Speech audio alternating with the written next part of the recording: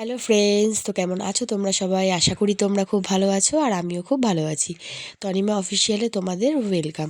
তো দেখো, আমাদের বাড়ির সামনে হচ্ছে সরস্বতী পুজো হবে। প্রত্যেক বছরই সরস্বতী পুজো হয়, তো আমরা মেয়েরা মিলেই এই পুজোটাকে করি।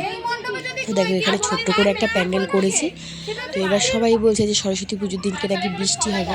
তো কি করব, এখন পিসিদের বাড়ির থেকে গিয়ে এই তিরপলটাকে চেয়ে নিয়ে এসে এই যে তোমাদের দাদাভাই হচ্ছে ওপরে ওটাকে চার মাথা দিয়ে ভালো করে টানিয়ে দিচ্ছে, যাতে রাত্রে তো এমনিও ঠান্ডা একটু ওষও পড়ে, তো যাতে সবাই যাতে এখানে থাকে, যাতে কারো মাথায় ওষ টোষ না পড়ে, তো তার জন্যও দিয়ে দেয়, বৃষ্টির জন্য দিয়ে দেয়, দুদিকেই আমাদের সুবিধা হবে।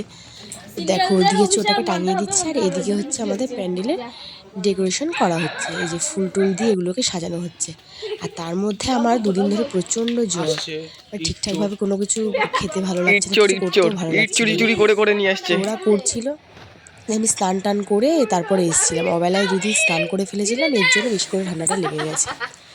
দিয়ে তারপর ওরা যখন বিকেলগুলো করে ফেললো, তো এদিকে দেখো আর কি পাচ্ছে, একসাথে ইট আদলে পাচ্ছে না দেখে পরে আবার ওইটাকে জোগাড় করে ওর মধ্যে করে 5-6টা করে ইট নিয়ে আসছিলাম। তোমরা আমার গলার আওয়াজ শুনলেও বুঝতে পারবো আমার এতটাই ঠান্ডা লেগেছে। তো ওদিকে হচ্ছে পরে আমরা এই যে বাসনগুলোকে সব বারবার করে নিয়েছিলাম, দিয়ে বাসনগুলোকেও ধুয়ে নিয়েছি। আর এদিকে হচ্ছে সাথে যে ইটগুলোকে পাতা হয়েছিল ওর উপরে হচ্ছে প্লাস্টিক দিয়ে, খবরের কাগজ দিয়ে ওগুলোকে লাগিয়ে দিচ্ছি। আর এই দেখো, এদিকে আমরা বাসনগুলোকেও ধুয়ে দিচ্ছি। দেখো, এদিকে একে একে সব বাসনগুলোকেও আমরা ধুয়ে নিলাম, দিয়ে এগুলোকে এই যে সেই গামলাটাতে করে নিয়ে এসে এই যে ঘরে সব রেখে দিয়েছি, যাতে জলটা ঝরে যায়। পরে রাত্রে ঘরে এসে যে মেয়েকে পরের দিনকে শাড়ি পরাবো দেখে ওই শাড়িটাতে আমি দড়িটাকে পরিয়ে নিয়েছি। এটা কার শাড়ি? আর এই দেখো, মেয়ের যে এই পাশে এটা পরবো, আমি হচ্ছে ওই হলুদ শাড়িটা পরবো। দিয়ে পরের দিনকে সকালবেলা উঠে স্নান টান করে সব রেডি টেডি হয়ে গেছি। তো এটা হচ্ছে আমাদের ঘরেই সব কিছু রেডি করা হচ্ছিল। কাকিমা হচ্ছে সব ফল টল কেটে সব কিছু রেডি করে নিচ্ছে, আর এই যে বৌদি এদিকে গোছাচ্ছিল সব কিছু।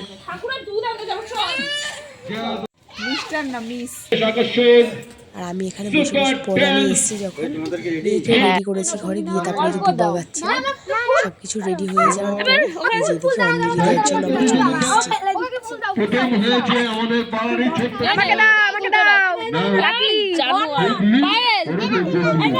এত বেশি করে দিচ্ছ, এক গালা করে দিও না, 3বার দেবে তো।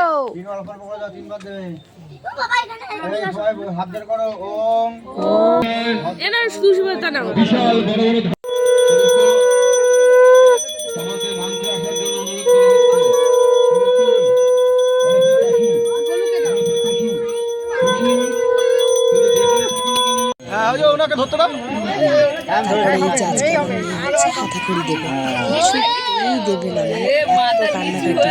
কোথায় ঠাকুরমশাই লিখে দেওয়ার কথা, সেখানে আমি লিখে দিচ্ছি, ঠাকুরমশাই গায়ে হাত দিয়ে লিখে দিয়েছে। আমার কোল থেকে মোট কথাও নামবে না, বলছে মা বাড়ি চলো বাড়ি চলো, আমি হাতাখড়ি দেবো না।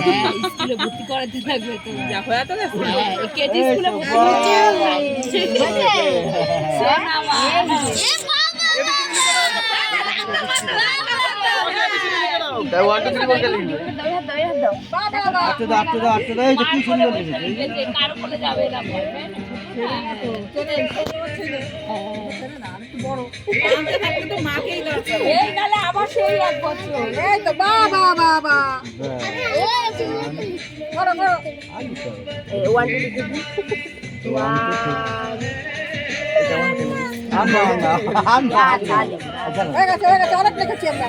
চলো